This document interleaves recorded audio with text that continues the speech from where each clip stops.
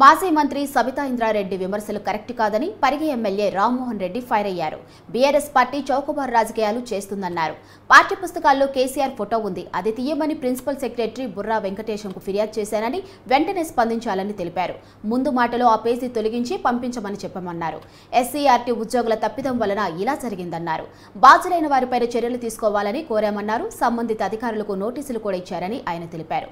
వారిపై తప్పకుండా చర్యలు ఉంటాయని, ప్రజాధనం ఎక్కడ దుర్వినియోగం కాలేదన్నారు. తెలంగాణ వ్యాప్తంగా ఆదర్శ పాఠశాలలో మొదటిసారిగా పాఠ్యపుస్తకాలతో పాటు నోట్బుక్స్ పంపిణీ చేస్తున్నట్లు ఆయన తెలిపారు. మొట్టమొదటిసారిగా తెలంగాణ రాష్ట్ర వ్యాప్తంగా అమ్మ ఆదర్శ పాఠశాలల పథకంలో భాగంగా టెక్స్ట్ పుస్తకాలతో పాటు నోట్బుక్స్ కూడా ఇవ్వడం అన్నది గౌరవ ముఖ్యమంత్రి రేవంత్ రెడ్డి గారు వచ్చిన తర్వాతనే ప్రభుత్వం ప్రారంభించింది. ఎలక్షన్ కోడ్ ఉన్నప్పటికీ కూడా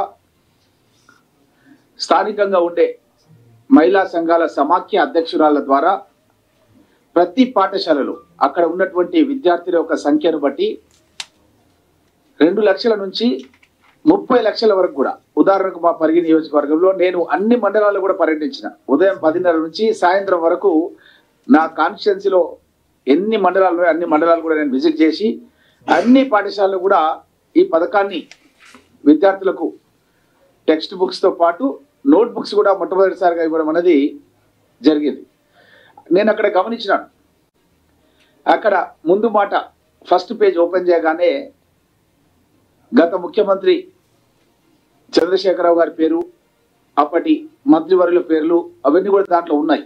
నేను వెంటనే కలెక్టర్ గారికి ఫోటో తీసి మా వికారాబాద్ కలెక్టర్ నారాయణ రెడ్డి గారికి, అదేవిధంగా నా 2 మండలాలు మహబూబ్నగర్కి వస్తాయి, మహబూబ్నగర్ కలెక్టర్ రవి గారికి కూడా పంపించి వెంటనే మీరు ఈ పేజీని తొలగించి మరొక పేజీతో మా ముఖ్యమంత్రి గారి సందేశంతో పెట్టాలని పెడితే వాళ్ళు ఇమీడియట్ రెస్పాండ్ అయ్యి తప్పకుండా దాన్ని చేస్తామని కూడా మాకు మెసేజ్ పెట్టడం జరిగింది.